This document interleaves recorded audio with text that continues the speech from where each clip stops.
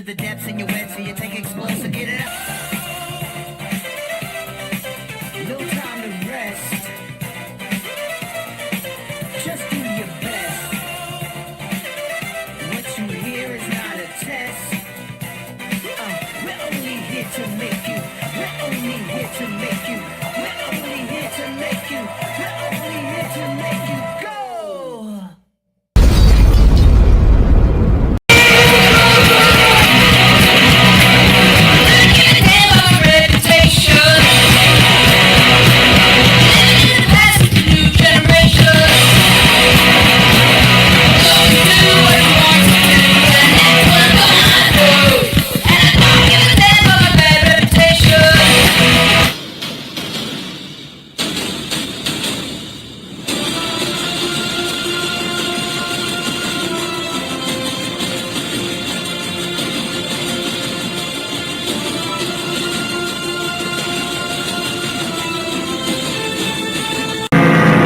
From a future where men must hide underground. Terminator, a machine wrapped in flesh, who kills but cannot be killed. An assassin from the 21st century, sent back through time. His target is a woman who holds the key to the future. Her only hope is a soldier who has hunted the Terminator from the future into the present. It's not a man. Machine. Terminator. What does it want to be? It can't be bargained with. It can't be reasoned with. It doesn't feel pity or remorse or fear. It absolutely will not stop. Ever. Until you are dead. Terminator.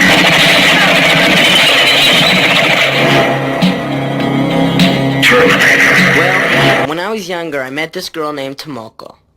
She lived with her family in a house next to mine. We went to school together in San Francisco. She was really smart, too. But she was very beautiful. I had a huge crush on her. Well, about 3 years ago, her father had to go back to Japan for some business, and she moved away, and I was very sad. She didn't really write letters, but she just sent me things. She told me that her father was a very respected professor. No wonder she was so smart. Well, anyways, spring break came along, and I decided I wanted to wander around Asia. So I asked my parents, and they said okay. So I went to Thailand and Malaysia, and now I'm in Japan. All I have is a picture of Tomoko and her address. I don't know if she even wants to see me. We'll see.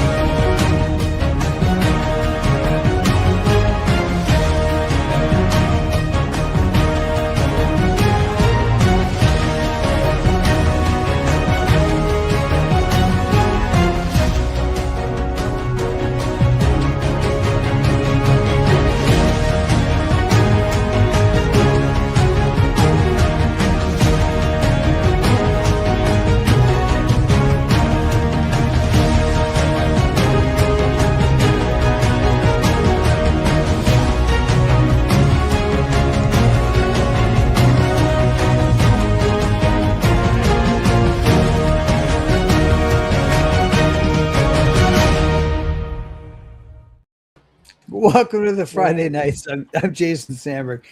It was a pretty good week at the LCS, I gotta say. I do. Some weeks it's dry, and then some weeks you strike oil. Sorry, And Jason. I was spilling margarita all over the place. no, that's okay. That's okay. Yeah, ladies and gentlemen, Craig usually says that for hour two, but here we go, right. top of the charts. So, yeah. Guys, you know, I read like the first 5 issues of Youngblood back in the 90s. I can't remember anything about him. I know there's like an Archer guy and like a Thing guy and Iron Man guy and but anyways.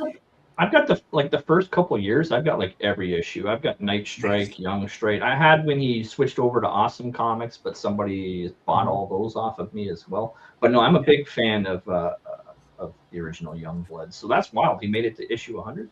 Yeah, I mean, like, because Craig, you know that you're a big Youngblood and Brigade guy. I'm more of a Bloodbath guy when it comes to Rob's characters. But I love Rob Liefeld as an enthusiast. His enthusiasm is contagious. So even if you know your mileage may vary on Rob Liefeld artwork and storytelling, but listening to his podcast, it is infectious. So anyways, I had to pick this up. I have a unique distinction of having Youngblood 1 and then Youngblood 100. And I'll spoil the ending here for just a second here. Okay, so I'm officially spoiling the ending here. I guess they live. So anyways, I'll read that. I'm sure I'll have a good time reading it. I picked up the second issue of Ben 10.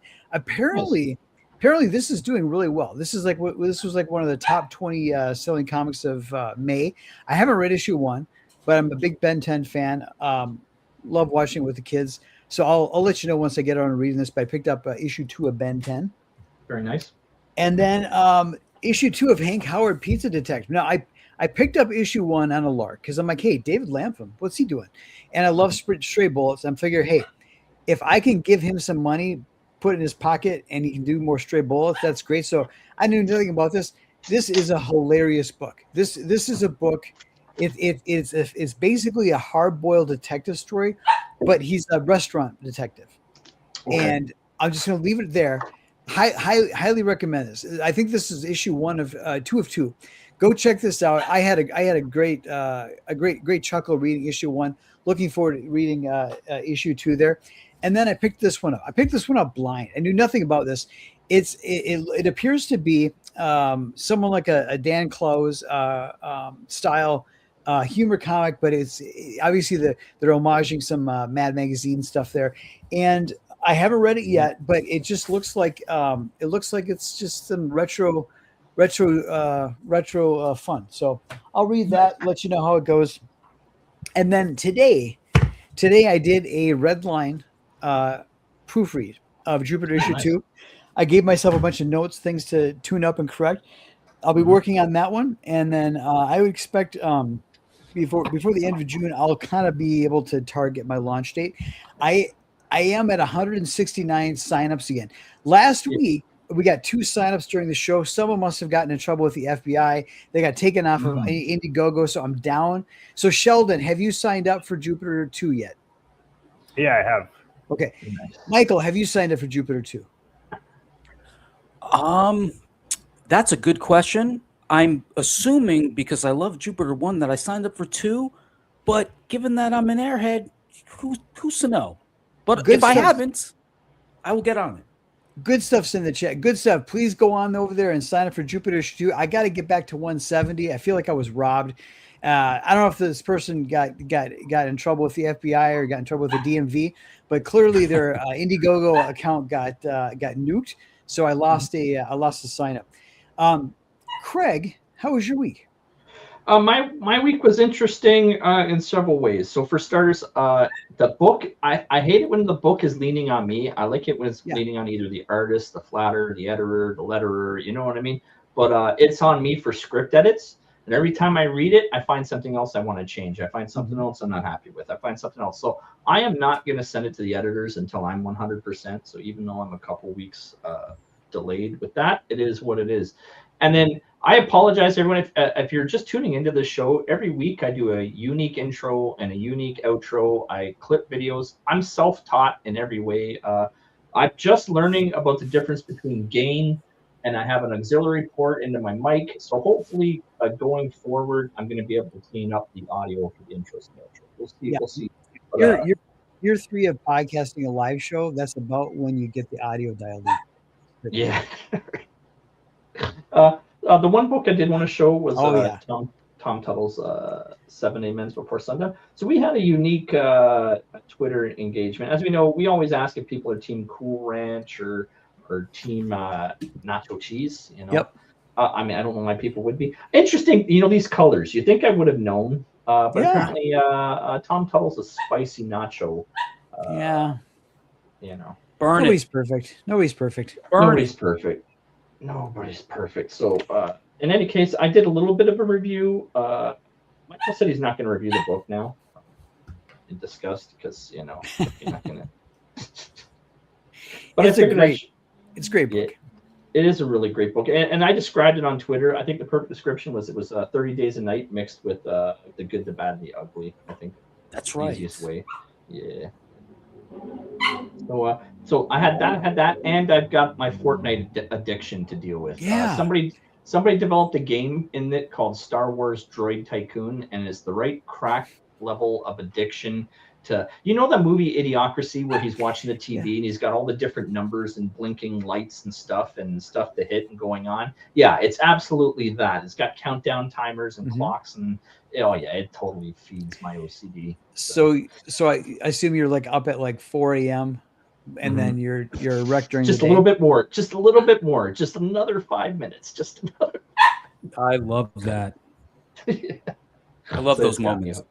Yeah, but how was your week, Michael? My week wasn't bad, actually. Most of it was spent recording and attempting to edit a video for my next review, which is unfortunately, given the context of this show, it's not going to be an indie comic. It's going to be an indie game. But it does have a comic, actually. I just recalled. I said in the video, it still is an indie comic video related. The art piece has been giving me a hard time, unfortunately, but I'm going to try to nail it tonight. And I've been trying to stay on the good graces of the law in certain sections of the indie comic space. There's shenanigans going on. I just want everyone here to know that I love everybody. I'm on no side. I am not flagging anything or doing anything or saying anything, right? It's all peace. Those of us who've been around a little while longer, and you know how people showed up, you know, at intervals 2 years after some of us were here, 4 years after some of us were here. You see why a lot of us are just like, none of the drama. Like, I'm just steering away from it because nothing good comes out of it. People do it for the quick internet push and the internet streams and the content, but no, there's nothing good to be gained from any of it. It just you don't want the fuzz involved. You know what I mean? That's right. It's just not involved the fuzz in our, indie comic space, right? That's right. Did you have anything you wanted to share? Any books or anything? This is a series I've been years in the backing of. It's called Future Lux. I should have got. As Craig, you've mentioned many times, you just have a pile of indie comics just staring at you.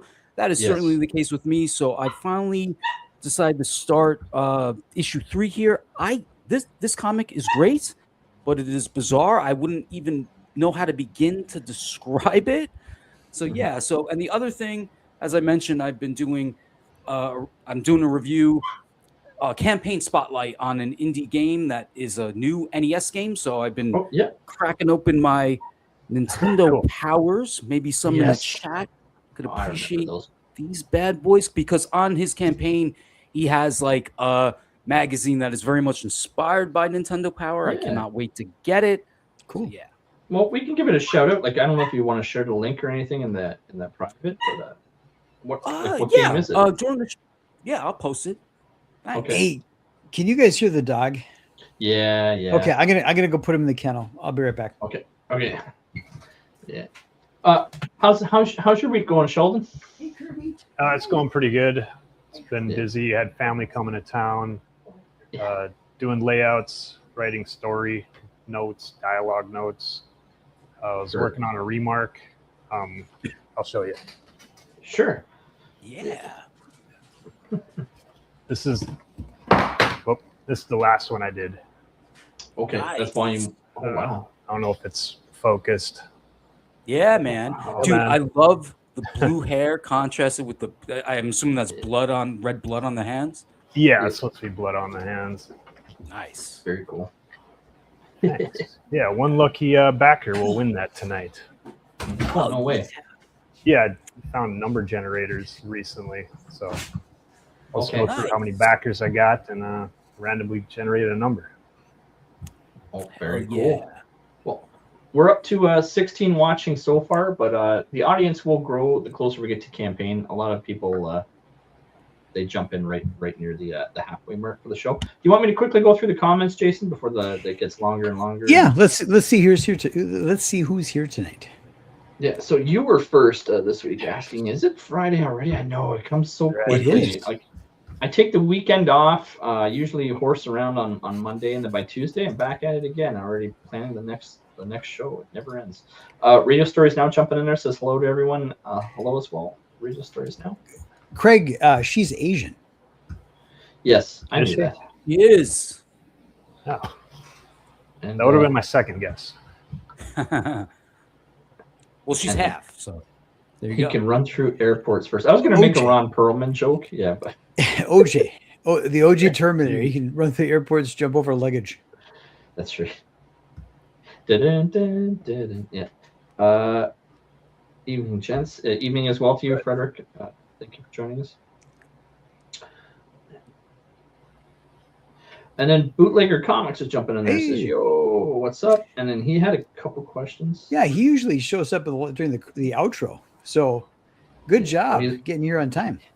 He mentioned his guest didn't show this evening. I think that's why he. I was going to say So- he's starting to like us. But Yeah, Bootlegger, when that happens next time, do your show, but then have our show on your show, and we'll kind of get that kind of trippy algorithm effect. yeah, And bootlegger. he was asking. He was asking if the Edward Furlong song is AI. No, that is 100% real. He recorded that the year after he made T2. Obviously, a little bit of fame. Somebody with a little bit of money in Japan hired him to come down and hang out. SF Gaming's joining us. It says hail Friday nights. Hail as well. It's good to see you in the chat. Hell yeah! I'm so glad it's Friday. Yep. Man. And then Bootlegger said, don't tell me I missed the show again. No, you're here at the right time, 10 p.m. Eastern, Friday. 10 p.m. Eastern is when we kick off. And we haven't missed a Friday episode 150. So we're almost on our third year mark. Yep. And then Scribe's joining us. He's going to be a guest on the show 17 July. That's when they're coming on. Hell yeah! Here we go. Good dude. Little Good over a month. Jersey dude. Who's this guy here? Good stuff. If you're looking for cheap comic book trailers, he's definitely the one to do it. A budget that's definitely affordable. A steal, I would say. Yes, Steal. for sure. Good to know. I'm glad. And he just speaks plain truth Yes. as well. No filter.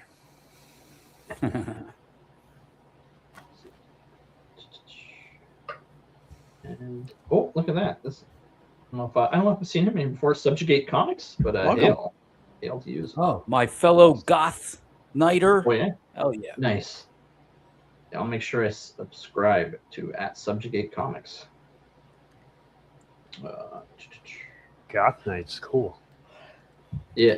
Yes, every Sunday night. If you want to tune into some weirdness, and I'll just warn you, we often look at the breasts of goth girls. I don't save these videos, just so you know. The other guys do. I'm throwing them under the bus. I just show up to see, right? They're not. Friends. Yeah. Just to see Look the at our- debauchery. You're like a sociologist. you don't really care. You just have to see it. Yes, I have no interest in those things. I just You're purely study. documenting for posterity. Yes, exactly. And then Belmont. Justin is joining us as well. Wait a minute. We got Belmont and Good Stuff in the chat at the same time. It's like they're having a man cave in the chat. Crossover, Man Cave Friday nights crossover. In the chat. We need the man cave back at some point. We do. We miss it. It was one of the only other shows I showed up to stream on a regular basis because I am a night owl. So people who have these daytime shows, like it's completely different clock than mine, you know. Do you remember that time that Good Stuff's wife put on the fake mustache and did the show for him? I do. Yes. Comedy gold. That's right. I remember that. Yeah, I was around then. Crenshaw's joining us. Hello. I have arrived and any shenanigans I have brought are purely mine and mine alone. I believe. Right. I don't know if they're Crenshaw's. They might be Jared's. I found some stuff that Jared shared, and I quickly threw that in the outro. Okay. So I think you're caught up on the chat. I think you did it. Good. Nice. Okay. So Sheldon, we believe in stolen valor. And what I mean by that is we want to take credit for anybody who happens to back during the contiguous broadcasting of this live stream. So we're going to do a thing we called baselining. So Craig's going to bring up the campaign here. So we're going to baseline you at 11 backers, Sheldon, and then we'll see where you end up at the end. Now, we will be looking at the campaign in earnest later, but Sheldon, while people are watching here, we got the campaign up. Give us the 30-second elevator pitch just so you can kind of whet their appetite. Yeah. So it's about this, there's a kid there sitting in the hand of, his name's Henry. So he has this mental troubles since he was a kid. And he finds out it's because he has like a psychic link with the vampire that's holding him. His name's Sakal. He breaks out of a secret prison, the vampire does, and he immediately starts hunting down Henry. And the closer he gets to Henry, he realizes he was the one behind his like mental duress his whole life. And he sees him kill a bunch of strippers and all the customers at a strip club. So he turns to his friend Andy, who's a police detective, for help. And then he gets abducted by Sakal through a diversion. And she joins the VACU, which is like the law enforcement arm that takes care of the vampire attacks. And is it vampire attack crime unit? Vampire assault case unit. Some Canada. I love comic books. This is Sheldon. I love exactly. This is totally comic books of like just bonkers and so a vampire action horror slight comedy is your thing. It came to the right area. Nice. Awesome. All right, so we'll bring up the campaign after the news and look deeper at it. But we baselined you at 11 backers, and Crenshaw is registering a protest. He's like, not the strippers. Yeah, well, there's plenty of them. I mean, they're not in the strip club, but they basically look like strippers. That's so cold. That's cool. There's plenty of them. Yeah, don't worry. All right. Craig, what is the first of the three most important news topics that perhaps flew under the radar this week? Yes, so you don't have to go anywhere else for your news. You can come to Friday nights. The most important, whatever's going on that week, you can come here and you can find out. So story number one for the week comes to us from UPI. This teen, age 15, he's already broken a Guinness World Record. He's already aiming for the stratosphere. He assembles a Mr. Potatohead in a record-breaking 4.63 seconds. The previous record was 4.70, and then obviously that YouTube. I was going to get the video, but said, no, I'm not going to put a failures video into the final stream. Previous to that, 5.69 seconds is the record. What do you think? Is this a record you could beat, Jason? Here's what I'm thinking, guys. I was all for the Special Olympics when it was about like running and swimming and stuff like that. But they're just debasing. They're incrementally debasing and cheapening the Special Olympics. Sheldon, what's your opinion? I don't know. This kid failed at Rubik's Cube, so then he comes to the Mr. Potato Head area. Right. Well, it was like an autistic girl that had the record before too. So he's just kind of like I don't know, a bully comes in from another area. This is true. Man. Yeah. Yeah, couldn't beat the Rubik's Cube, so he tried his hand at Mr. P. Yeah. And they're all teenagers too. So, and I looked into it. Also, there was it was like a trend for a while. It was like on news broadcasts that like news hosts were trying to put it together to see how good they were. It is in the outro, just if anyone's wondering. So you can watch how he does it. It's two hands at the same time. He's got the parts laid out. He puts parts on it while he puts it on the stand. So like it's basically a, you know what I mean, 4 parts, and then it's done, sort of thing, right? So, Michael, how is he going to be able to cash in on this as a life skill? A life skill, man. I suppose he could become a life coach and teach people how to get themselves together. I would certainly benefit from that. But see, the two things that stood out to me about this were like, I had a Rubik's Cube back in the era when, not when they debuted, but like a couple of years after, and I could not figure them out. They were very hard. I'm with you. But this, I don't know if it's my ego, but I just assume 5 seconds to put those pieces together. Maybe I'm missing something. And I also, this article failed to show what the average time. I would like to know that. What's the average time to put together a Mr. Potato Head? That's a very good question.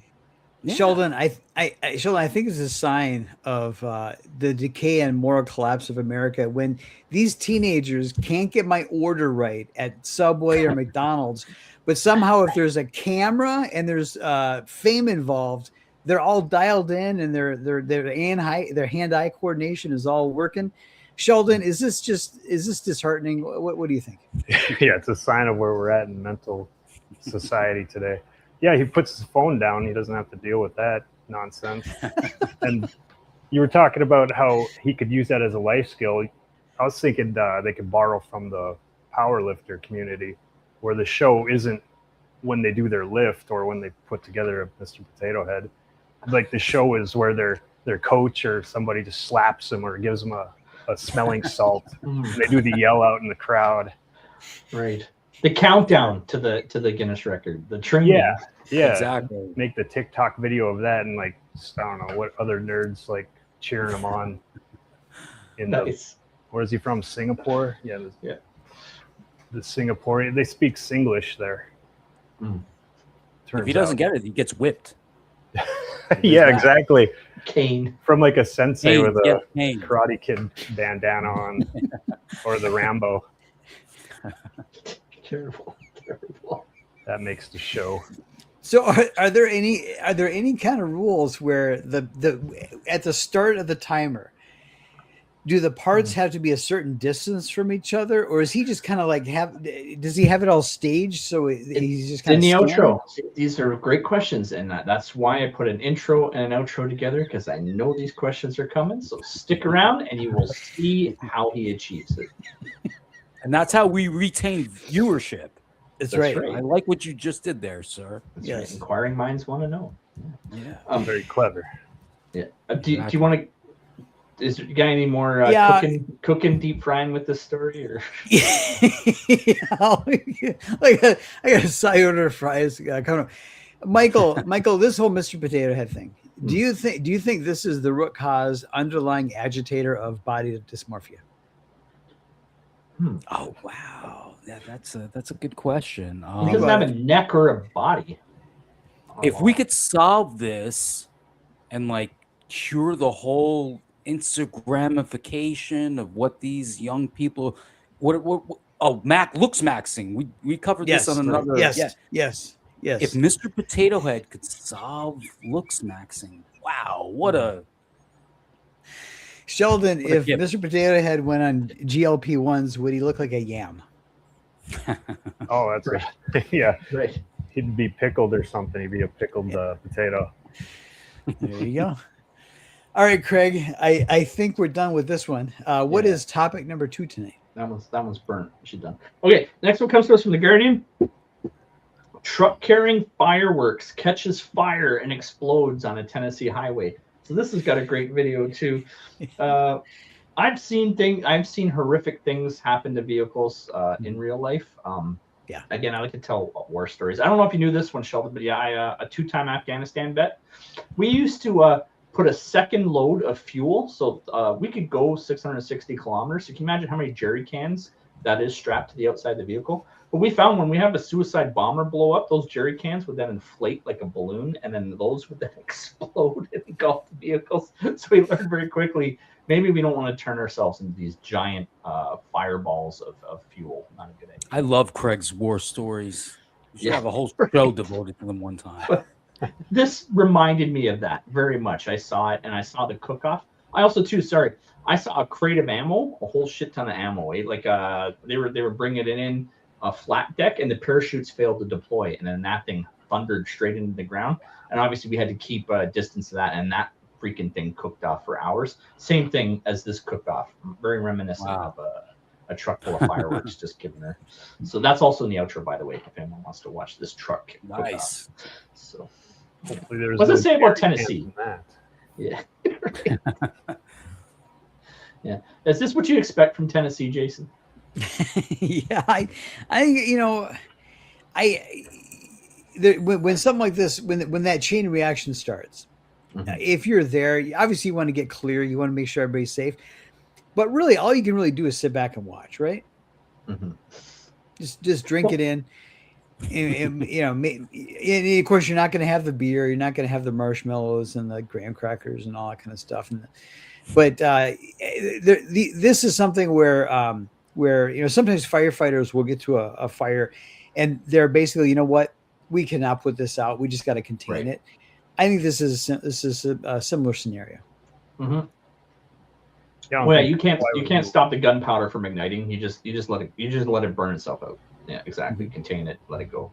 100%. I wouldn't want to put it out either. That's what I'm saying. Exactly. Yeah.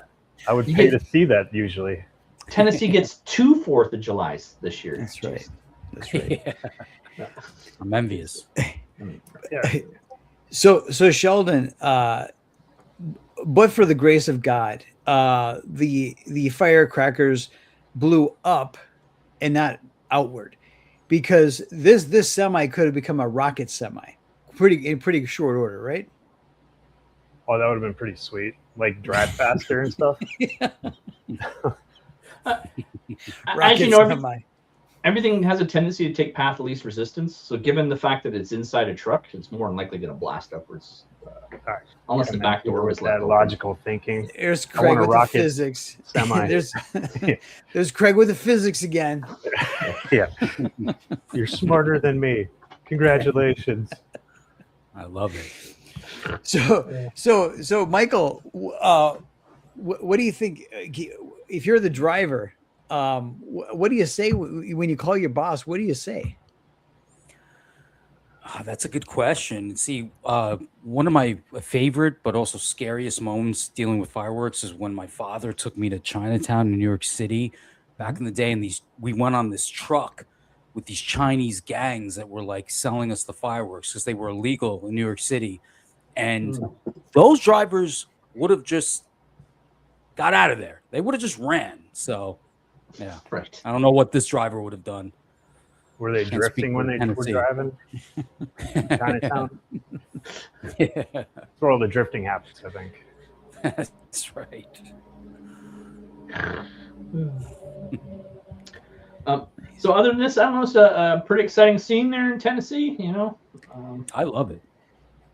Yeah, they have extra firm tofu was the other exciting thing. It spilled, and what's it say? A bunch of ribeyes. That's funny. Like nobody cares if tofu fell, but losing a bunch of ribeyes. Right. I mean, fireworks, barbecue. I mean, they were halfway there. I mean, this is, if only like a beer truck had tipped over. I mean, they would have been all set. If you watch this show over the past 3 years, we did a couple Oscar Mayer wiener truck accidents. We did a hot dog calamity on a highway, coins. an entire truck rolled over and spilled coins. Oh yeah, we give you all that. Like I said, the best. I stories. caught at least one of the hot dog shows before I became a co-host. Yeah, I'll have to go find a hot dog show. Sheldon, they say they don't know precisely where the truck was heading or how it got caught on fire. What's your pet theory? I'll just go with my first thought. Like the guy wanted to go faster, so he lit it. See what happens. It's a good theory. And then he got caught, and they said they cited him like a bunch of violations. Yeah. I think he's probably smoking. He's probably smoking and flicking his cigarette butts out the window. Smoking a doobie. Probably. I sure hope he was an American driver. In Old Tua, Well, Ultawa. he kept the truck on the road. He just set his own truck on fire. That's all. Yeah, he just checked out. He doesn't like his must just got broken up with or something. Yeah. Or he was mad because he was getting paid enough. Hey, guys, have you noticed that rash of these guys, these Marxist communists that are setting their factories and warehouses on fire? Mm-hmm. It's a growing trend. I'm not joking. That's always been a thing, though. You had a restaurant or something you wanted to bust out before you declare bankruptcy, you just go for the insurance, right? Yeah. Yeah. All right, Craig, what is topic number 3 tonight? So we got 22 watching. Again, thank you, everyone, for tuning in and joining us for our crazy Friday antics. Really appreciate it. Our third and final topic for this evening. We're at the 40-minute mark, so we'll be right halfway, I think, this one's done. Third and final topic comes to us from Associated Press, and is we talk about story times in libraries. I found this one really interesting. Wrestling matches provide an action-packed story time at U.S. libraries and the photo. So Llama Jack, he has his own wrestling circuit, and he travels all throughout the United States. But basically, he's from California, but he'll go all the way. He's got shows all the way to New Jersey. So basically, they go visit these libraries. He reads his book to the kids, and then they put on a wrestling performance. I'm very okay with this being at my libraries, and this would encourage me to go to my libraries. The irony is, if I wasn't doing the comic book thing, I actually got a good friend mechanic who's doing the wrestling thing here where I live, and I would probably be helping him with social media and recording his events and doing that if I wasn't doing the comic book thing. Oh, dude. So, hell yeah. I love this story so much. Yeah. That'd be awesome. Yeah. You can make the show about that. Yeah, exactly. Give it its own YouTube and clip them all in the matches and stuff. Yeah. An episode here or there, that'd be awesome. Hell yeah. But what do you think of this? Is this the right kind of thing you want to see with your libraries, or no? Is libraries not a place for wrestling? What do you think? Well, I only know is that you're supposed to be quiet in the library, so I don't know how this is quiet. Sheldon, what if you're trying to do your homework? You're trying to do your homework. You're trying to read Shakespeare, and these guys are barking at each other and picking each other up. Sheldon, good stuff says we've out partied them for this evening. Good night. Right. It's nuts. I don't know. It's you want to go to a library to relax or I don't know, shut out the world for a little bit. Mm-hmm. These guys come in, start hitting each other with chairs. It's like, I don't know. They should do other tangential venues like Starbucks, all over Starbucks, drinking coffee, trying to enjoy that. You got a luchador jumping at you. Mike, is this just an underhanded way for these wrestlers to date librarians?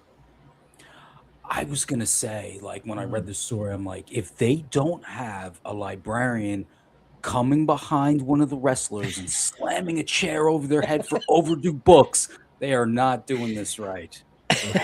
I can't believe I didn't read that in this story. It's a good story twist. Yeah. But I was going to say, when I was a kid growing up, we always had library events. So as long as it's like a pre-planned event and everybody knows that, hey, look, we're going to have the wrestling night, there's not a big deal. I met, Robert Kirsch, I think it is, or it's going to bother me. But, one of those big kid story books. I met him at my local library. He came and did a reading and a signing and all that stuff. So yeah, but he wasn't pile driving. No. That's true, but This could be the build-up for that Singapore kid before he does his potato head. that's right. That's right. Yeah. That'll get Nice people to callback. care about it. I don't know. I like this. I'm very much a proponent of library wrestling. No, it's not as long as it's like not like an everyday thing. Yeah, I can anything that gets kids into the library. Now, I guess that's a good thing. I wonder how they came up with the idea to do this. Like, because everybody's been to a library, and then just like one day you're like, where should I bring my? Unless they weren't getting enough attention with their own venues, they had to put it in another area where it's not. I think he's trying to. The interesting thing with Llama Jack is that's his book. He's actually reading Llama had a bad tooth or whatever, and it's his own book story about some sort of llama having to go to the dentist to get a tooth extracted.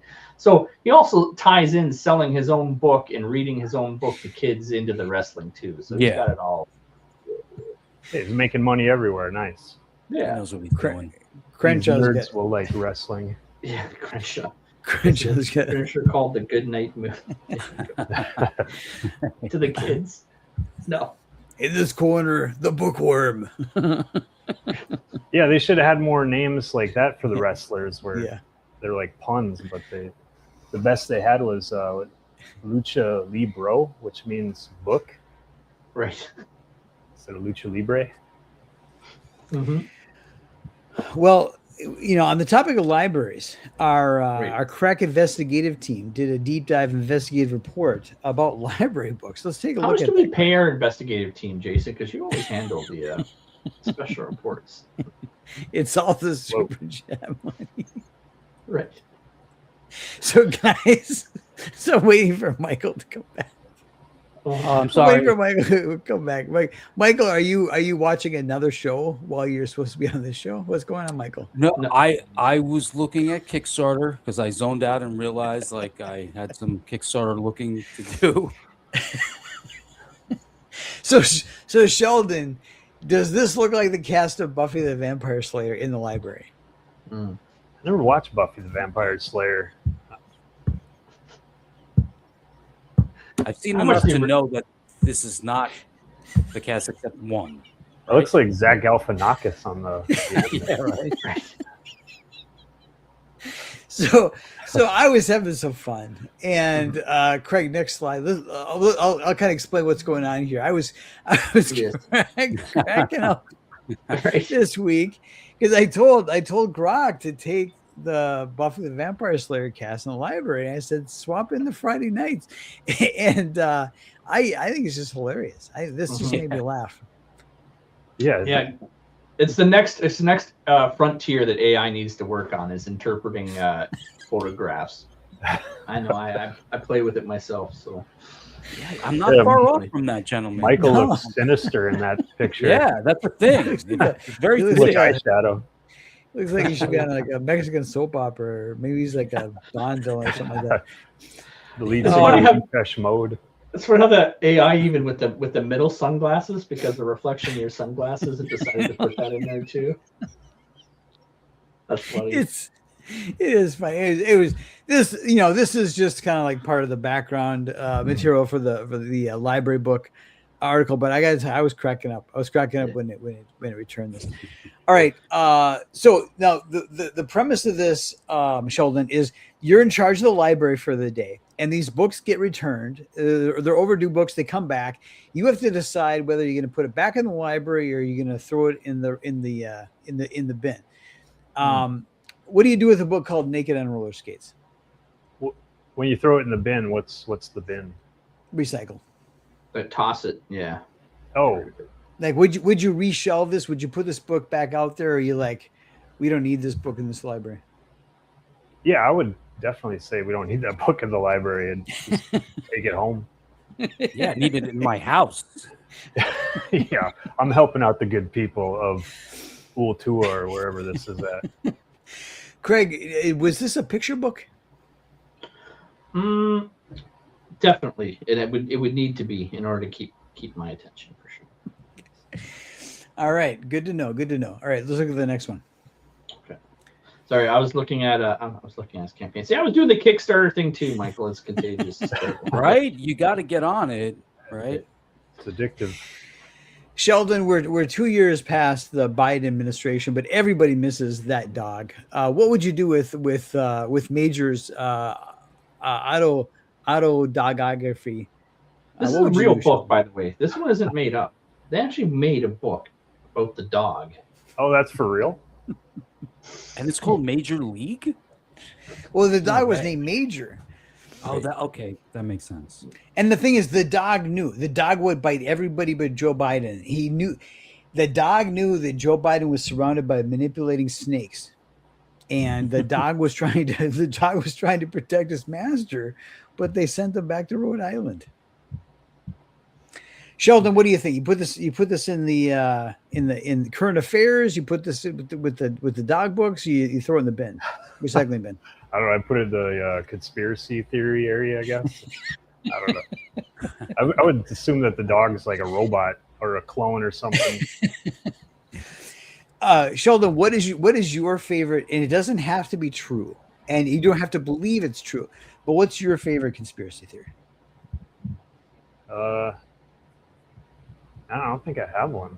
Oh, the MK Ultra stuff on that movie. What's that Mel Gibson movie? And Julia Roberts. Conspiracy. Oh, conspiracy. Yeah. Whatever, all that stuff. That was pretty entertaining. Mind control stuff. Yeah, and the black unmarked helicopters, and how that guy was writing the articles for conspiracy theories, and then turned out that the CIA director was one of the subscribers. Crenshaw, when skip ahead the crapping on the lawn parts. I want to get the parts where what famous people has made your bit. That's what I'd like to know. John's Lawn Box is in the chat tonight. Oh. Yeah. Hello. Thank you for joining us. Yeah. You want the next book? Yeah, let's do the next book. Right. All right. I'm a big sci-fi fan. I don't know if I've read this one. Sheldon, what do you do? What do you do with this one? I guess just put it out. I don't know. I'm not a fan of Star Trek, but I wouldn't throw it away. You know what? The Love Boat is the one thing I haven't looked up in YouTube. I need to check out the Love Boat. The 1970s TV show It came out of nowhere. Yes. Well, you got the Love Instructor. So. Oh. So Craig, did you when you were young, did you not watch the Love Boat? I just remember the theme song. I hear it on the TV. Yeah. Okay. I watched it with my grandmother. Yeah. Right. In many ways. That's right. That guy's got a big smile on his face. And now that you pointed out the Love Instructor title. He does. He does. Michael, was this the prototype for Commander Riker? Oh, that is. I'm gonna embrace your headcanon, sir, and want that to be the case. Yeah. Levi's letting us know to be careful. He's got a big gun. Good evening, Levi. Yes. Another upcoming guest, right? He'll be on at some point this summer. Yeah. Yes, 24 July. He's after Scribe. All right. Yeah. Campaigns don't stop. Yeah. So I think we're all in agreement that we would probably put this back on the shelf, but we wouldn't be proud of it. Not unless it was a picture book as well.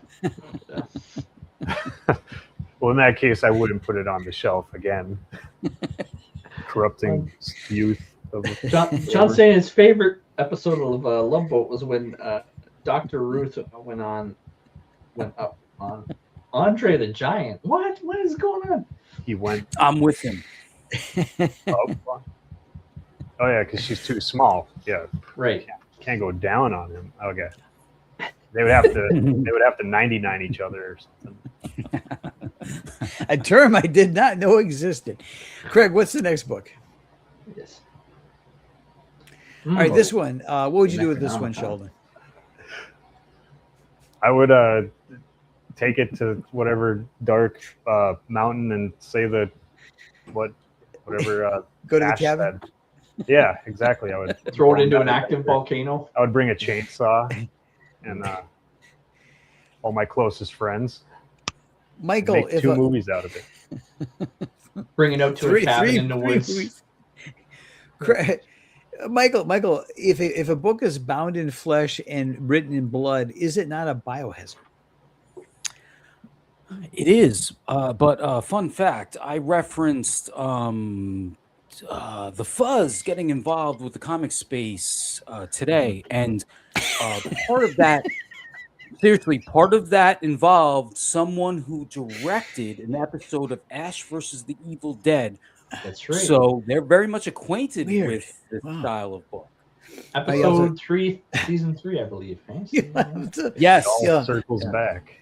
You'll have to fill me in the green room. I got no idea what's going on now. Sheldon, sometimes I'm a guest on my own show. I don't know what the hell is going on in the show. All right, Craig, what's the next book? All right, this one is the curiously named The Unauthorized Autobiography of Yoko Ono. Sheldon, what do you do with this book? Yeah, I'd put that back on the shelf. People need to learn about this. Unplug mics.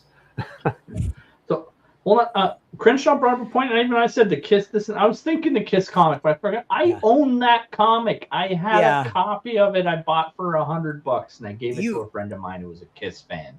You guys were rubes. You guys were rubes. They took so it was like a 300,000 issue print run. They took like a little pile of their blood. There was no blood in these comic books. I mean, so diluted. No more blood than is naturally occurring in the printing industry when guys at the cutter and the stitcher get little nicks. I refuse to let you kill my pun, Jason. I just refuse. I'm not listening to you. Gene Simmons, everywhere he went, talked about how that comic book was written in his own blood. That's right. That's right. Sheldon, what broke up the Beatles? That's a good question. I don't know. It's probably money, fame. I don't necessarily want to blame an Asian woman. I think that they're all stronger than that. Yeah, I think they had their own pitfalls and stuff, and they were on the rocks multiple times, like even before the Sgt. Pepper album. Yeah. Michael, you know what broke up the Beatles?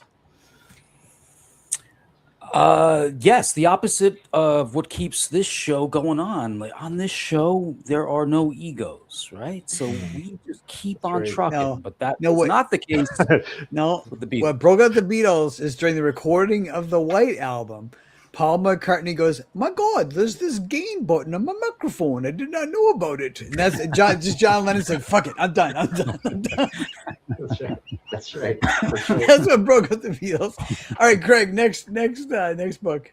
Yeah, there's a couple in there. Hold on. John Lombard's letting know that his comic has pasta sauce in it. I'm envious of that. He's blaming Wings and Linda on the breakup. God bless you, John. All right, Sheldon. This book comes in. If you're lucky enough to find it, what do you do with it? I don't know what I could do with it. I guess I'd start a factory on fire that I didn't want to work at anymore. Very good, very good. Craig, next book. All right, Michael. Do you have a date? You've got an office job, right? I've had many office jobs. Yeah. Would this book have come in handy? Yes, but I hesitated because I feel like I'm pretty slick, probably slicker than I have been on this show. So there you go. Well, do you run this book past the HR department? How does this work, Jason? I think you got to read the book to find out. I can't give it away. Sheldon, what do you do with this book? Yeah, I would use it probably at my last 2 weeks that I was there at work. Right. Very good. So my last job, I had a bunch of bosses, so I had plenty of reference. I wouldn't worry if I burned a few. Ooh, very good. Or if they got offended at it, not because I would upset with them or anything. All right, Craig, next book. All right. So everybody's read A Connecticut Yankee in King Arthur's Court, but Sheldon, have you read A Southern Yokel in the Court of Morgana Le Fay? I never even read the first one. I never heard of it. Mark Twain, I heard of that guy. Yeah, so yeah, check it out. Mark Twain wrote a time travel novel. Believe it or not. Believe it or not. All right. Greg, next book. I wonder how they spoke in the future in his book. That's right. All right. So, Sheldon, what do you do with this one? Nice. Franklin celebrates an obscure holiday. Yeah, I would leave that out there. It seems to fit with everything else that's I see in libraries. That's right. Very disgruntled. Hey, people, not letting him get the permits he wants on his land. You can only push a turtle so far. Juneteenth is coming up. So, before he builds his own. Franklin, where are you when we need you? All right, Sheldon, thanks for playing along. Yes. Craig, let's bring up the campaign. Oh, I've got one better, believe it or not. Yeah. What you got? So although Sheldon doesn't have a trailer, I've got nothing but time on my hands. Yeah. So I found something cool. So we all might want to dig in for a little bit. It's going to be 4 hours and 24 minutes. 4 hours. 4 minutes and 24 seconds. How's that? It's going to feel like 4 hours. Blood Force Comics. He did a time lapse video of him working on a piece for Occult Descent. So 4 minutes, 24 seconds. It's got some really good Danzig. I forget which album it is, but anyways, you're gonna dig it. Here is a bit of a trailer. 4 minutes for Occult Descent.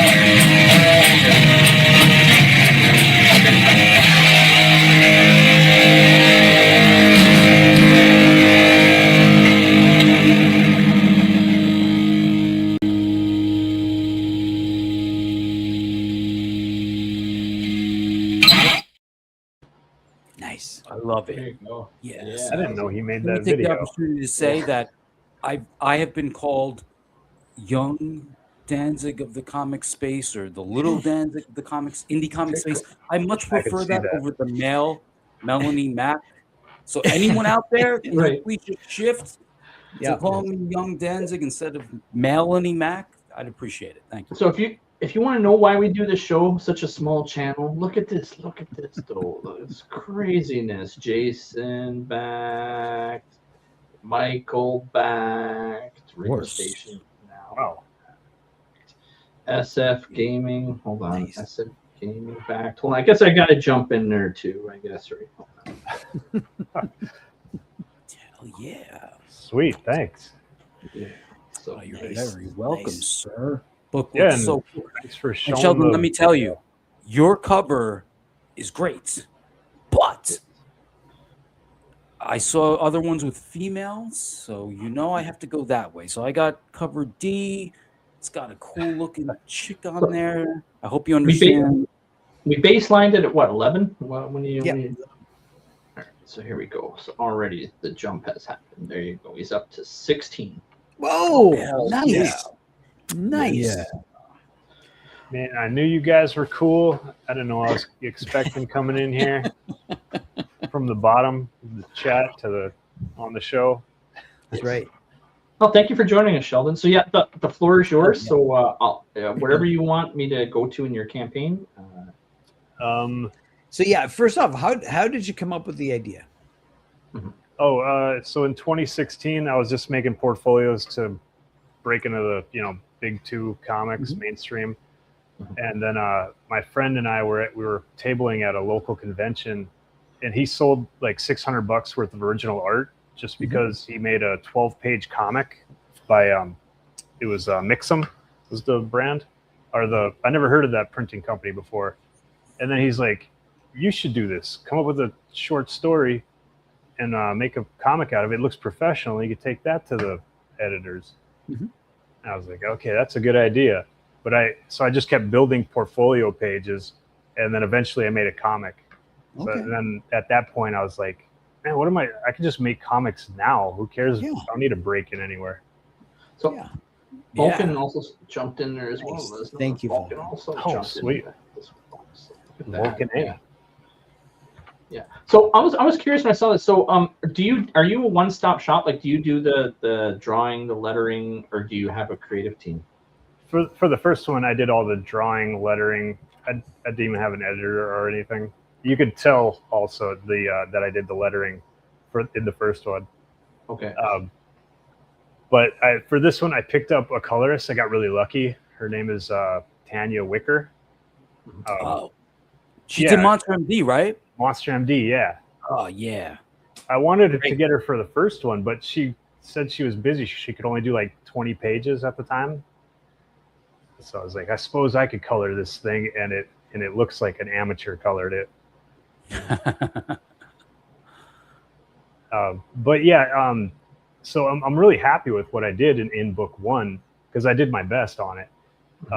But like my skills have grown a little bit since then, like with the lettering and the line art, and then getting Tanya as a colorist. So the entertainment value went up.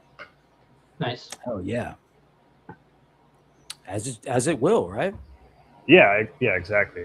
So get in on it. It's fun. It's exciting, and yeah, I think you'll get a kick out of it. So Sheldon, in this world, there's already police units that specialize in vampire attacks. Yep. Is that the only kind of paranormal crime, street crime? What else? Is there anything else in the world besides vampires? Yeah, it's all still kind of slowly unfolding. They know about like other supernatural out there, but not the what do you call it, the normal public. They just they know about. So there's like regular vampires. We're looking at these like mutant freak vampires because Sakal he's They're the worst. Ancient psychopathic mutant vampire. So he's like a monster among vampires. And then there's like the normal vanilla like True Blood type vampires, and they're trying to fit in with society, but it's like a shaky truce right now. Right. And Right. they're trying to come up with a way to put Sakal down also. That's what those Sakal on that page, he's looking at those, they're priests. Those are like the normal vampires, and they basically just want to put Sakal away because he's making them all look bad and possibly start a war with the humans. Interesting dynamic. Yeah. So I was gonna say there's a 6-page preview. Is this a preview volume 2? Volume 2, yeah. Yeah, okay. What's the page count for volume 1 and the page count for volume 2? Page count for volume 1 is 50 story, and volume 2 is 72 pages. Oh, wow. There might be some extra stuff in that one. Nice. Yeah, so it's like an extra comic book. Very cool. Hell yeah. Yeah, great art, man. Oh, hey, thanks. Yeah, I was working really hard on that. The last 2 pages, I got lucky to get in line, and those were critiqued on David Finch's channel. Oh, wow. He only wanted black and white art, though, so I didn't get to show him Tanya's colors. Mm-hmm. And it was cool because those were the same 2 pages that I sent him a few years earlier. And, he's a really nice guy, but in his nicest way, he gave me like a beat down for a critique. Mm-hmm. But he liked these pages. He gave me good feedback on that. Dude, that's awesome. It'd just be an honor to have David Finch even talk about, like, that's wild. Yeah, exactly. I took all this stuff and tried learning as much as I could from it. That's awesome. I wouldn't have the balls, man, because like I work my ass off on the line work and whatnot, but like really the colors I feel like carry so much of it. So to have to send the black and white, you have to, you know what I mean? That's awesome. Yeah, I mean, I was pretty nervous. Yeah. The first time I was really nervous. The second time I really didn't mind. Yeah, there should be 8 pages on there actually. Oh yeah? Yeah. Well, I didn't actually stop counting. I just read here pages 1 to 6, so I was just like, oh, okay. Oh yeah, then I threw in pages 21, 22. Okay. And Tanya's colors like fixed everything to me anyway. Like whatever weaknesses I got, she I don't know, just fills them in. I love those red word balloons. Was that her choice or is that your idea or? No, that was her idea. Yeah. I love that. I let her write on the boards, or I did for the first 24, 25 pages. And she just did that. And I was like, whoa, that looks awesome. I never would have thought of that. Yeah, like that caught my eye. I was like, oh, that's so cool. Yeah, cool creative person. And she didn't even know that coloring comics was a gig. I don't know if she even reads comics. I think she reads like manga, and that's black and white. Right. Dude, her work on Monster MD is killer, dude. Yeah, and that was like her first or second comic. It was like right out of college. Wow, that's nuts, man. Yeah, she's a pro. And then I got Mark Polton. If you scroll all the way down, you can see my interpretation of his likeness. Okay. As the editor, so he gave me some pretty good ideas. I used all of them, I think, except one. Oh yeah, there's a big boobied gal. She's got the biggest boobs in the comics. She's the. I almost got this one, but that one's getting. Right now, it's getting inked by Peter Palmiotti. He does some live streams every once in a while. Oh sure, nice. Lucked out again getting him to do that. Yeah, hell yeah. And here, Mitch Brewer, that would have drove me nuts because he did that by hand, that curved building. Mm-hmm. Like, I don't know how you figured that out. I wouldn't have the guts to try that. Not on, maybe on like iPad or something. Yeah. Oh yeah. That was a very cool video. Like I said, when I found that, I was like, oh yeah. Yeah, that's super cool. If I seen it, I forgot about it. I didn't, because the Occult Descent logo at the very end, that's new to me. Yeah, that rocked, man. Yeah, I got lucky getting him and Rob Norton. This is the one you backed down there. So Rob Norton with the Yeah, I love this girl, man. So who, like, can you tell us, like, how she, dude, piggybacking off that, when did you put out volume 1? 2022. 2022. Okay, so I probably wasn't. Yeah, I've been like really active in the space around 2023, so that explains why I just didn't even know you had a book out that early. I Yeah, obviously would have backed it. and I threw it on. I basically only hung out on like Art T Bear's chat, sometimes Ethan's, and then there was a small drawing community called D&Q FE. Yeah, drawing and quartering, or Yeah, drawn and quartered, but it was fan edition because I couldn't get with the bigger artists. So I was and those guys were doing it even after everything ended, and they're still doing it. Wow. So very cool. Yeah, it was basically like whoever was on that show kind of knew about it, and I met my goal barely. Felt like.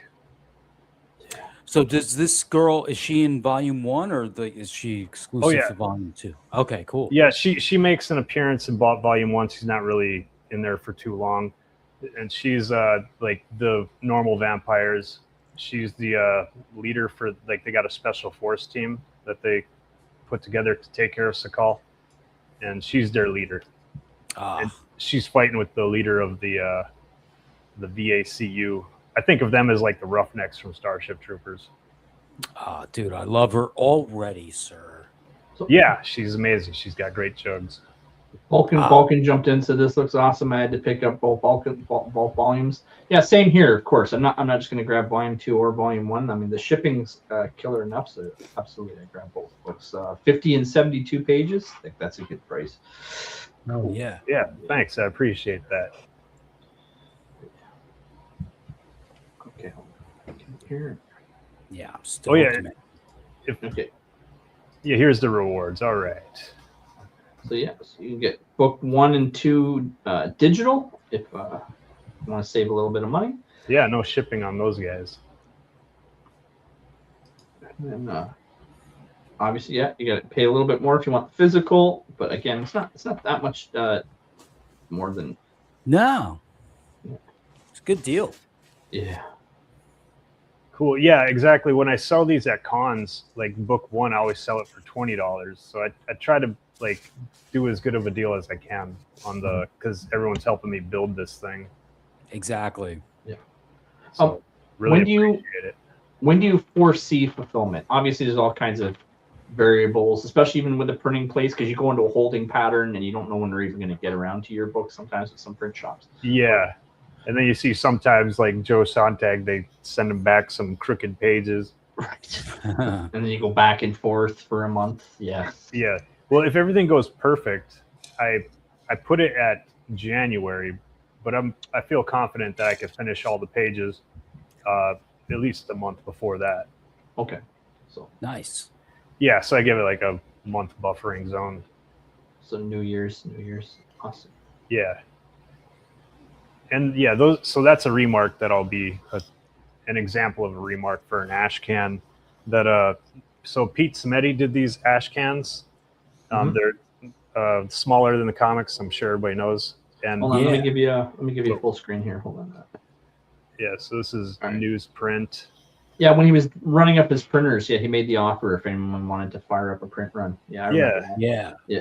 Like this is so cool that it's flat. Like he advertises. It's not the big boat out thing. And so yeah, this bad boy is gonna be man, I can't get this mother to focus. Yeah. It looks good from here, man. Yeah. Okay, cool. Yeah. Yeah, so this fellow's gonna get one of you guys, I guess, since you all backed, you have a chance of winning that tonight. Yeah. Yes. Yeah. I'll send you my backer number in a DM. No, I'm just joking. Very cool. Yeah, but if you don't win, you could add that remark on there for 30 bones. You can send me a $30 remark DM. Nice. Yeah. Very cool, man. And you get cover B. You can get all the covers. There's Yeah, it'll be colored. None of these will be black and white. That one's getting colored right now. Yes. Yeah, colored cover D. Yeah, stoked to see it, man. I just realized, yeah, that's the one I backed, and it's gonna be very cool to see it colored. Yeah, man. Yeah, I'm always excited when Tanya like sends me an email like, okay, it's done. What do you think? So you can get all volume 2, all 4 covers for $70. Yep. Hell For yeah. 80, volume 1 and volume 2 covers A and D. I guess that's 5 books. Yeah, because it throws volume 1 in there along with the 4 covers. And so you get that nice discount for like $10. Yeah, very reasonable. All the books. Give me all the books for $85. Yeah, that one's about $12 discount or 17. Nice. So I feel like I always ask this question of the guests, man. Like, so what do you envision? Like, how long would you like to go with the story? How many issues or volumes or? Oh yeah, I think I could do this one. I could just keep coming back to it. I mean, there are other stories I want to do, but I don't want someone else to do them. Like I want to do them. But this one, I could see I could just keep going. Like the next 150 to 200 pages are like already. I got an idea of where it's going to go. I didn't outline it out yet. Nice. So I'm taking those originals are on a 8 by 11. How do you ship those out? Because that's all. I just buy a big enough box for it. I was looking at that earlier. So they have these huge boxes that have like a 2-inch air space around them. Yep. They're like $10 a piece. So I just ship them out in that. Okay. Keep them flat. Nice. Yeah. Flat. And they're also big enough too. If somebody buys all the comics, I could even fit those in there and then put the extra cardboard in there to keep them all tight. Nice. Creative team, writer and artist. Tanya. There's Mark Bolton. I love it. I like it. Yes. Him reading his Gun Goth book and his smoking jacket, haunted pizza smoking jacket. I like it. Oh, he does Gun Goth. Yes. I do for years. I've been wanting to like check out that book, and it just always. They were slips my on mind. right before you joined us. So Mark's been on the show. I reached out to him again. He was like, "I'm at a convention. However, I'll send you the creative team for Gun Goth if you'd have them on." And sure enough, was that Ben Soto? I don't know if I get my creators all confused and stuff. So yeah, it was a good Dexter show. Weeks and Mark Yoon and Enrico Bada. There you go. Yes, that's who came. Thank you so much. Yeah, those guys are fun. It all blends together. But yeah, they came on the show, and that was a great time. Yeah, that's awesome. I wanted to get one of those guys to do a cover too, but then I was like, I don't know, I don't want to have too many covers. Like, right, ridiculous. Because you got to print them all. Yeah, exactly. I was like, it costs money to print these things. And next campaign, though, I'm gonna at least get an Enrico Bada on there, if not all of them. Yes. Hell yeah. Yeah, he was a great guest too. Yeah, I'll be on their horror club show on Sunday. Okay.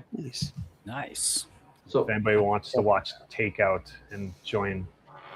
Do you know the time? Yeah, it's 4 p.m. Central. 4 p.m. Central. Okay. So 5 o'clock your time. Hell yeah. I will be there, sir. Nice. So we're a small show, but man, do we move the needle. The Friday nights is such... Thank you so much, yeah, everybody. You certainly did. 28 watching. Nice. Yeah. All Thank right, you, everybody. I think that's good enough. I could run that number generator. Oh, yeah? I want to see who wins. Yeah, for the physical backers anyway, so I don't have to pay the shipping. Yeah. Hopefully it doesn't land on any numbers from 1 to 11. Just disregard those ones. We're going 12.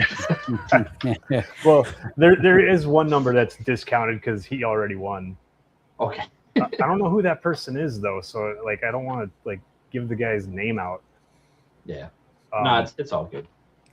All right. Oh wait, hold on. Tank Ferret jumped in just says Tank Ferret. Good evening to all you magnificent bastards. Again, Tank Ferret, hail to you. Okay, I'll do one last refresh just to make sure I got everybody. Okay. We could have thrown out. If there's anyone who's hesitant, we can even wait out on the generator. If you say, "Wait out, I want in on this thing. Hold on, I'll back." We'll actually wait if you jump in the chat. Yeah, sure thing, no problem. I feel like it's on one of those bidding. What do they do when they art auction? Right. Yes. Do the count of 10. It's great. I'm looking forward to it. It's a really nice book. I'm digging it. Hell yeah. Yeah, it's funny you picked David Finch too, because the David Finch I know from is Ascension. I was big on reading his early stuff, Ascension, which is the same thing. Yeah, his Ascension work is beautiful. I still never read it, but I like to look at all his comics. It is. Oh, Vulcan! It was 11. We started at 11, so we got 6 backers tonight. Yeah, you guys kicked ass. Nice work. Oh, yeah. We have the best chat. We've got the best show, the best chat. We're very lucky, guys. Yeah, it's like it's a whale pod. The show, like they, they're out there. They can't find the whales. They can't find the whales. I'm gonna boast about this tomorrow on Saturday. I know Craig is like, "Oh, dude, shut up! Stop bragging. You're gonna bring attention to us." I'm like, sometimes I don't care. Sometimes I'm just gonna boast about the nights on Saturday. Oh, please. I give you grief, and then I turn around, I put my own foot in my own mouth, and then I go on Twitter and I go, look, watch me troll an entire community just for shits and giggles, Michael. I don't care. That's right. That is the pattern that occurs. Sheldon, do you want Craig to make you full screen so you can read Tank Ferret's pitch? Oh yeah, sure. What is he got is in the chat? Yeah. Oh, no pressure. No pressure. Sheldon, you gotta look into the camera and say, "Would you back me? Would you back me? I'd back me.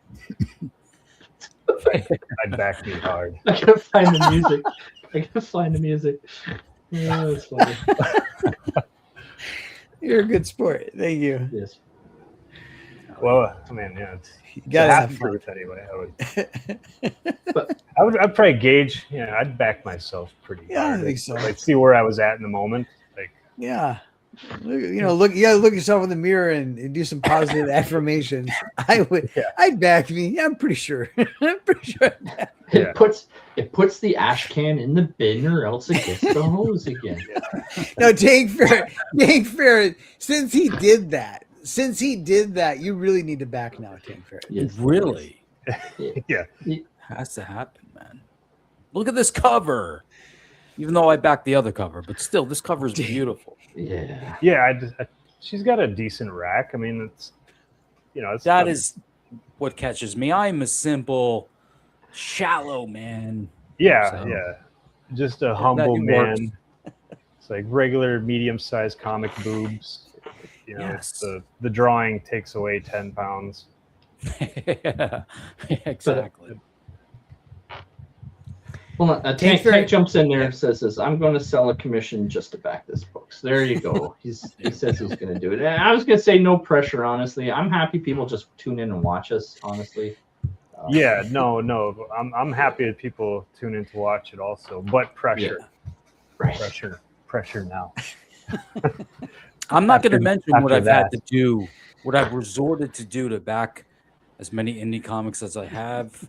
You can use your imagination. Are we hitting your wallet coming on this show, Michael, or are you just being more strategic? Like, I only back literally campaigns around my show. That's not my signature. There are, for example, the Comicsgate Our Struggle book. I had to grab that. I've got all those other sketchbooks. I'm not going to not get the other sketchbook. So he got me, right? So there are certain scribbles, for example, when Kelsey Shannon put scribbles on Fund My Comic, I was just so happy that he put such a campaign on Fund My Comic. I had to back it. So there are rare occasions, but for the most part, I only back guests. If they don't come on the show, then I don't grab their book. That's 52 books a year, right? I've shifted to that as I've been on the show, so it's actually kind of good. It's focused me.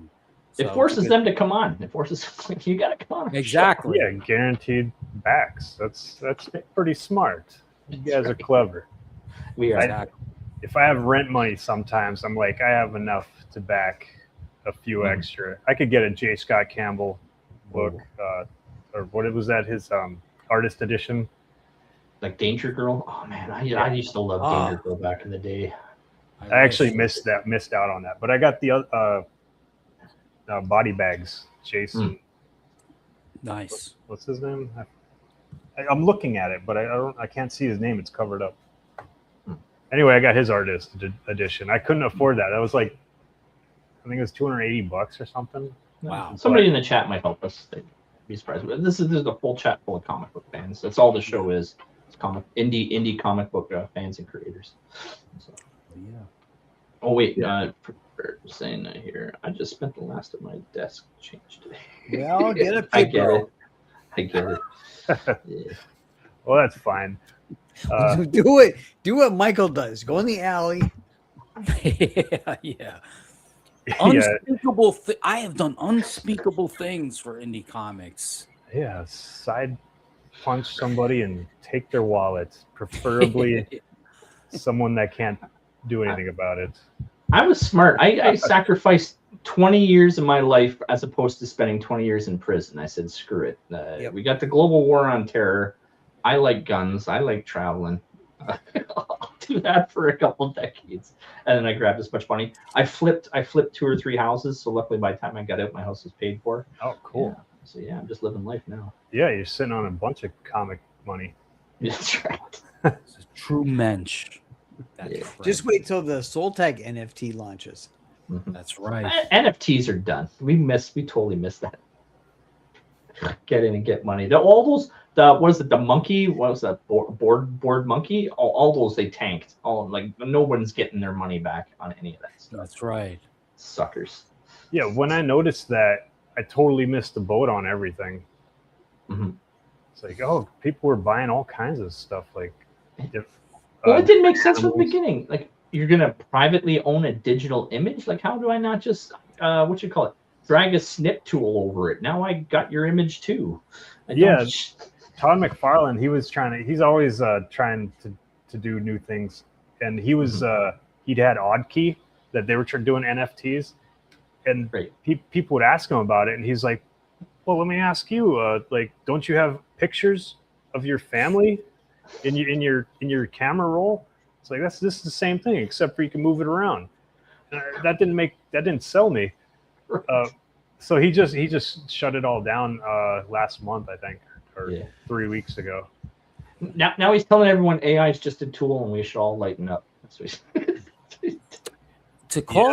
To do a little callback, Todd is a little bit of the Gene Simmons of the comics world, I would say. I love Todd, but he's got a little bit of that Gene Simmons in him, I guess, right? Yes. Yeah, he's a pretty cool guy. Yeah. I was going to be all in on the Soltac NFT. Yeah. Craig lost his savings on that one. So Craig, why don't we do another refresh? See if anybody else has hopped on here. I think Kickstarter automatically updates though. Okay. I can try. Yeah. Yeah. All right. I'm still talking shit tomorrow. Yeah. Solid six. I'll go with the number. Hey, that's great. Well, Sheldon, thank you for coming on, and thank you. You were a good guest. You were one of the reasons we like this show. The way the show works is that the audience gets to see the way your brain works as we're throwing you curveballs, and you're kind of helping us laugh and all that kind of stuff. And I think people learn, they kind of get a feel for who you are. Then when we look at the campaign, they're more likely to connect with the creator versus some of those shows where they just come on and they just try to spiel the book. So thank you for you were a fun guy to hang out with. Thank you for coming on. Cool. Yeah, no problem. I'm sure you'll see me in the chat, obviously, again, but won't see my face though, unfortunately. And then we usually hang out in the back room after the outros, but there is 7 minutes of outros. You're not obligated to stick around, by the way, Sheldon. So it's totally up to you. It's optional. The rest of my night is open. I'll probably hang out with you guys. Okay. I don't drink or anything, so I'm not that fun. I just get sleepy. Yeah. So I don't have anything in wrap up other than, like I said, I got to get my editing. I will come out with some sort of a MailChimp or something. I'm still waiting out for I don't want to say who, but to do me some promotional stuff. Okay. But I will do I'm still planning on launching in September. So that's my one Soul Okay. Attack thing. That's when I want to launch. Yeah, and then same to you, Jason. Michael, do you have anything in closing before we wrap up? Michael, you go first. Oh yeah, because I really don't know what I'm doing, and I'm an airhead, and I don't pay attention to stuff. Story I Michael. am attempting to have a launch party on July 3rd with Sean Salter with Silence Do Good. Why are we doing this? I have no idea. I'm Sean's gonna back stealing your in. thunder. Eh? He's like, oh, am I coming on the Friday nights? I'm going to launch a new campaign. There you go. But I love Salty, so I'll be backing him. He'll be backing me. Who else is going to back us? I don't care. Deep I really don't Wallets, care. yeah. There'll be 2 Right. campaigns. There'll be a new cover, right? Yeah, you're having a new cover. Is that right, Yes, Michael? exclusive cover, a retro gaming cover. It's going to be fun. It is not exactly a second chance, but it is really just my attempt to get more people into the mix, just get more books out there. I will have other exclusive stuff to make it worth backing on Fun My Comics. It's going to be a low goal, though. That's the thing. I'm not really, I'm going to keep it reasonable. So, yeah, just come. Most of all, come, hang out, have fun. Salty's a great guy. I love him. It's going to be a good time. And we're going to be celebrating the USA 250, baby. Let's go. Don't Make be a like video Canada. of you Yeah. assembling a Mr. Potato Head to celebrate it. Yeah. It looks like Benjamin Franklin. Oh, you guys are awesome. So I want to thank the audience tonight. Last week I picked up 2 signups, and as I mentioned earlier, somebody got raided by the FBI and the Indiegogo account was shut down, and I was at 169. Craig, could you bring up the Jupiter sign up page real quick and do a refresh? Yeah, I was just give me a second here. I was just copying the link, and then I have to close out everything. I missed the I had days to when have signed up. But Computers. I'm gonna try tonight. So And if I so do refresh again, this? then I'll- Yeah, so hit refresh. boom, you got There one we more are. at least. Yeah, so I'm now back restored. The balance has been restored to the force. I'm at 170 signups, on the way to 180. Jupiter issue 2 will be launching this year. I'm not going to launch on top of Craig, so it'll probably be shortly after Craig. But please, if you haven't already, go on over there and sign up to be notified when the campaign launches. Maybe Tank can sign up if Tank hasn't signed up for Jupiter already. Yeah, Tank. If you haven't signed up yet to Jupiter, sign up for issue 2. There you go. All right, Jupiter out. Jupiter out. Are you all ready for the number? Yeah. Oh, that's right. Nothing ever cool said. You just press a button and it's going to pop up. But all right, so very anticlimactic. It's backer 2. So that's a digital one. So I got to do it again. I don't know how random this is. Now it's backer 1. So Yeah, it's not really random at all. all right. It's Andrew Fleming. He just launched a comic book as well on Kickstarter. So Oh yeah. lucky Andrew. Yeah, his is Solarian's son. I don't know if you'll probably see if you browse on it, Kickstarter. Okay. But he's a good dude. You know what? When I was looking up I'm pretty sure his came up. Did it have a girl with kind of like an elf type girl? Like, Yeah, that sounds familiar. I actually didn't look at it. I just went and backed it the first day. But he has like some girls with like the ears, through their hair. Yeah. Yeah. It looked cool. No, But yeah, we're they're fun comics. They're black and white, so he does like a shitload of pages. But we're always looking for new guests. So yeah, if you ever want to spread the word and let people know if they want to hit me up on the DMs on Twitter. We usually say we recommend getting home at least a month before the campaign goes live, because I'm usually booked up about 8 guests at a time. So sometimes people, like, by the time they hit me up, their campaign's going to be done before I can even get them on the show. Yeah. If you know what I mean? So Yeah, or they might get lucky and someone drops out, or they change some things around. yes, that's Yes. And it works out for everybody. right. This has happened quite a number of times since I've been on the show. It happens quite frequently. Yeah, that's why you notice I don't get upset when somebody bails. Like, it happens so all the time. Yeah, so maybe he could be on call or something. Yeah, for sure. Okay, we had a high point of 32, I believe, at one point tonight. So we got 27 watching us right now. Again, thank you so much, everyone, for tuning in. Thank you, Sheldon, for joining us. If you didn't know already, every Friday night, 10 p.m. Eastern, 90 minutes, 3 topics with 1 guest creator. And I apologize again for the audio. I learned how to use gain. I'm hoping going forward I'm going to get the sound down. But on that note, have a fantastic weekend, everybody. Thank you. Thank you. It's getting ridiculous out there, folks. Look at this white SUV in this blue car swerving and speeding, trying to block this ICE agent. ICE agent here swerves as if he's going to take the exit and then goes right back onto the freeway, and then these two dummies crash into each other.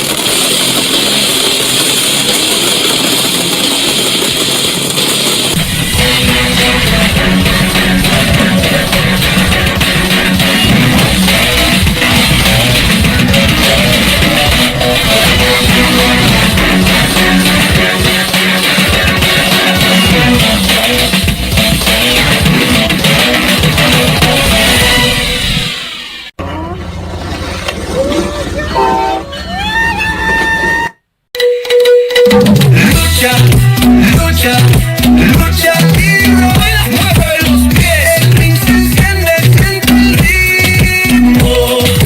Lucha, lucha, lucha libre, arriba gira otra vez, donde la gloria siempre es el destino. Just a quick question here. Who likes llamas? Well, that's good because my story today is called Llama Loose Tooth Drama.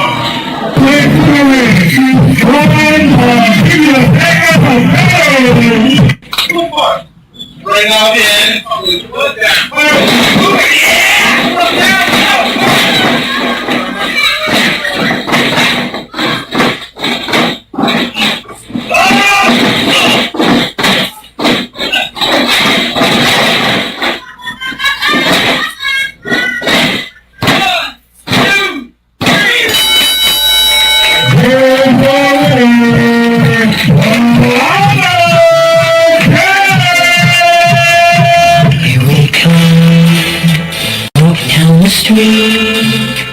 Get the funniest looks from everyone we meet. Die, monkey!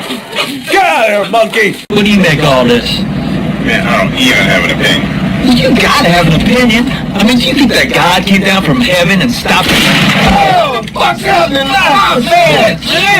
Oh man, I shot Marvin in the face. Why the fuck did you do that? I didn't mean to do it. It was an accident. Oh man, I seen some crazy ass shit in my time, but just Chill out, man. I told you it was an accident.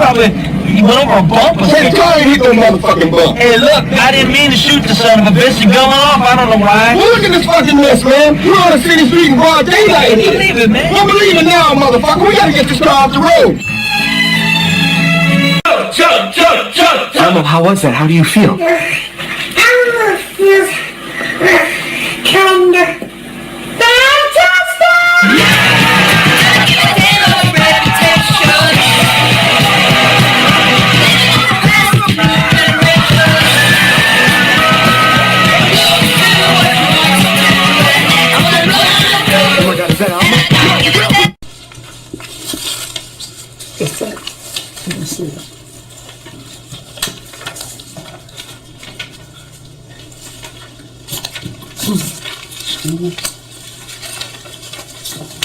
Okay. Well, when you turn around and spin, white boys got to shout, holler. Elephants skip the open booty all night. Big Island, Big Island. You are so beautiful. Oh my God. More O.J. Simpson news. On Friday, the Juice officially endorsed Bill Clinton for president, adding, quote, I'd like to help him any way I can. To which the president replied, well, there is one thing. Please just get me into the witness protection program. I swear I'll tell you all about the island, how my wife killed Epstein, and I'll tell you all about it. I can't go back to that crazy bitch, y'all. She don't kill me. She kills people.